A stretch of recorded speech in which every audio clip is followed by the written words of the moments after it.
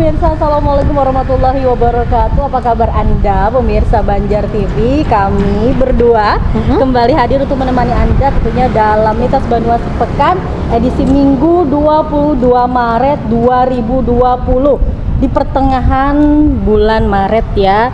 Dan bersama saya tentunya Desi Maulana dan rekan saya Risma Alia. Seperti biasa pemirsa, selama 1 jam kami akan menemani Anda dengan berita-berita atau informasi yang semoga bisa bermanfaat untuk kita semuanya ya. Ada hal yang menarik pemirsa Banjar TV di antara kami berdua. Benar sekali. Karena beberapa hari terakhir ini memang ada himbauan dari pemerintah daerah ya untuk kita social distance dulu atau memberikan jarak ya. Memberikan jarak untuk tetap di rumah bagi para anak-anak kita, belajar di rumah. Benar dan juga sekali. ada sebagian yang pekerja juga bekerja di rumah. Benar ya. sekali. Tentunya kita dalam beberapa hari terakhir ini menghadapi musibah yang luar biasa, yaitu adalah di Indonesia tentunya sudah masuk yang namanya COVID-19 atau yang sering kita sebut virus corona ya. Benar sekali, ini menjadi keprihatinan setiap masyarakat, khususnya juga masyarakat Kalimantan Selatan. Tentunya kami juga mengimbau juga untuk pemirsa Banjar TV yang memang untuk stay di rumah ya. Kalau memang tidak ada kepentingan apapun, jangan sampai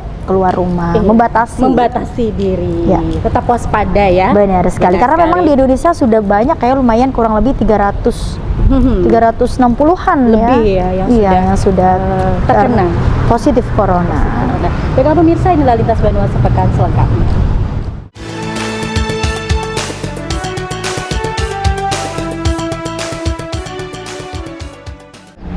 Ya pemirsa, untuk mengawali Lintas Banua Sepekan hari ini masih berkaitan dengan informasi yang sudah kita sampaikan tadi ya, itu mengenai COVID-19 atau virus corona.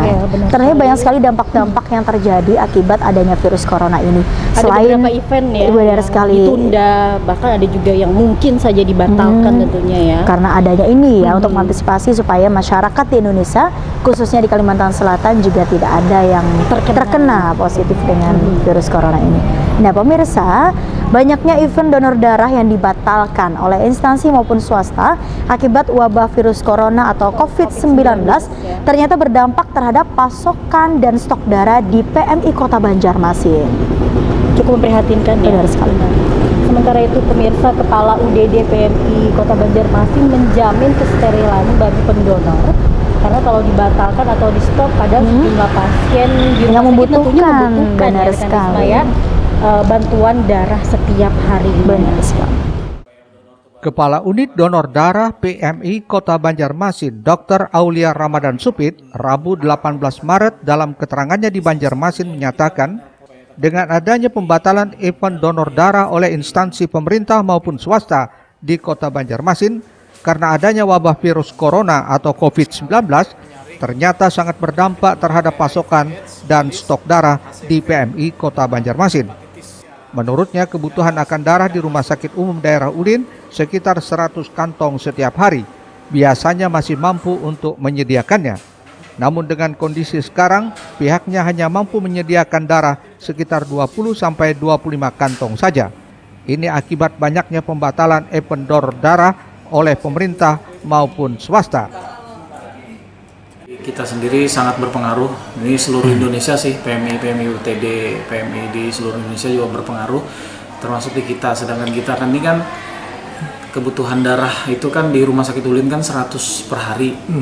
Nah itu selama ini kan kita masih bisa memenuhi, tapi sekarang kita paling hanya bisa memenuhi kadang-kadang 25-20. Nah jadi banyak yang membatalkan. Jadi memang ya kami sangat mengharapkan tolong kalaupun membatalkan acara datang ke sini tidak apa-apa. Kita menjamin di sini insya Allah kita setiap hari kita sterilkan untuk yang pendonor. Jadi insya Allah lah tidak mengarah ke sana.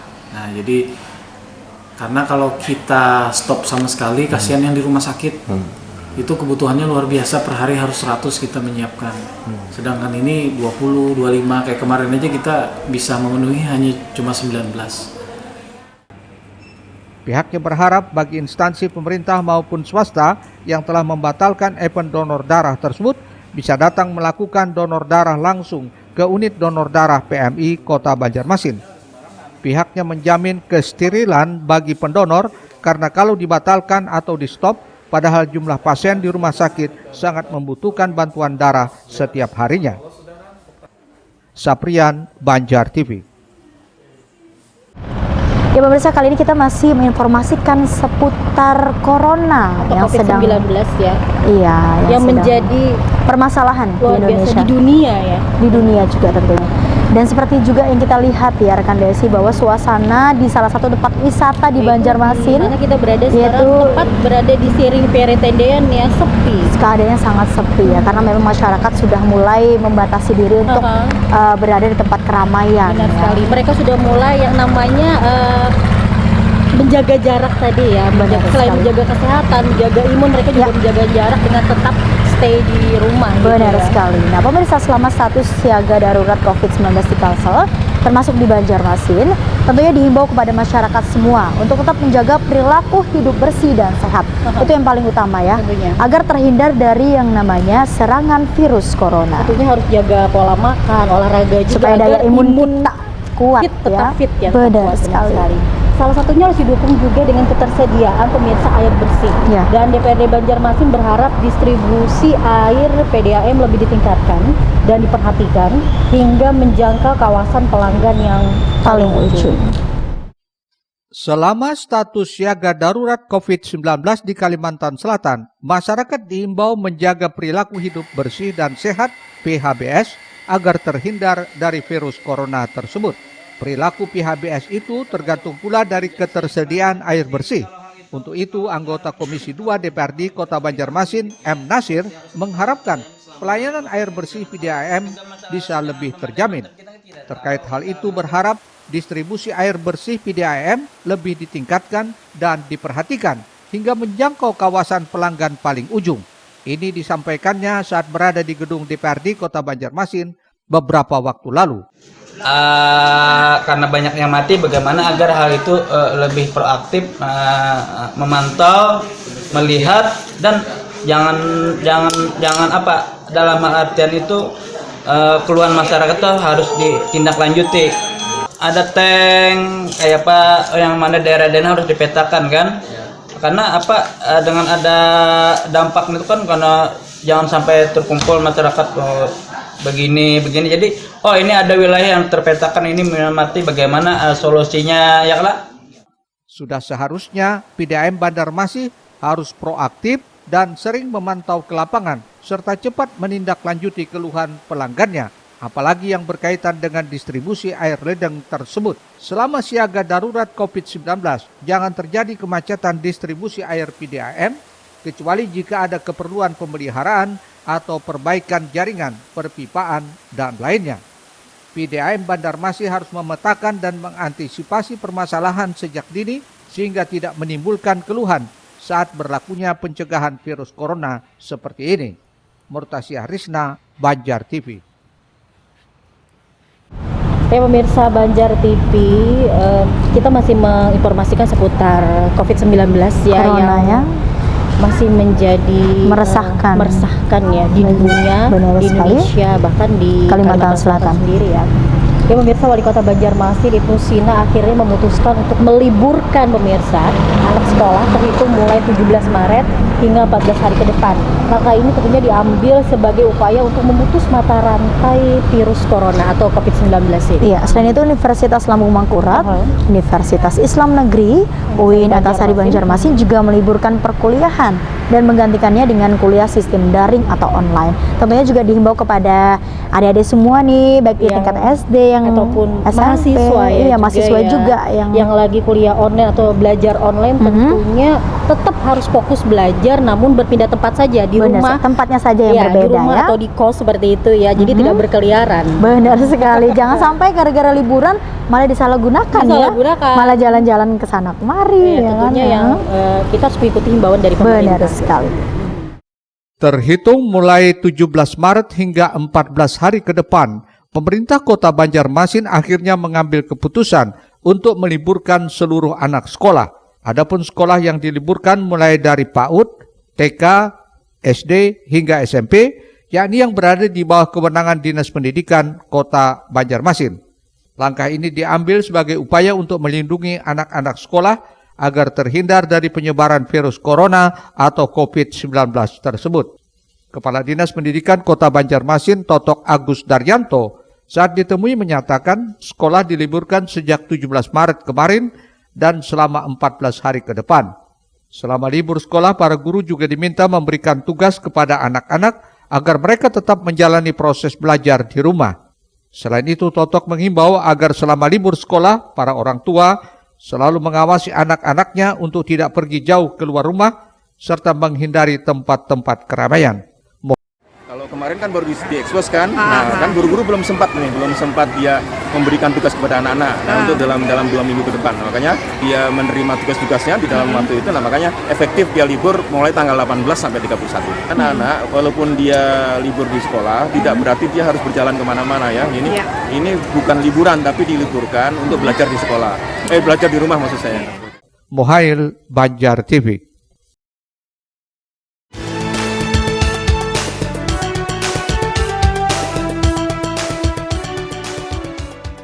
Guna menghindari penyebaran virus corona di lingkungan kampus, sejumlah perguruan tinggi mulai meliburkan mahasiswanya untuk melaksanakan kuliah tatap muka dan menggantinya dengan sistem daring atau via online.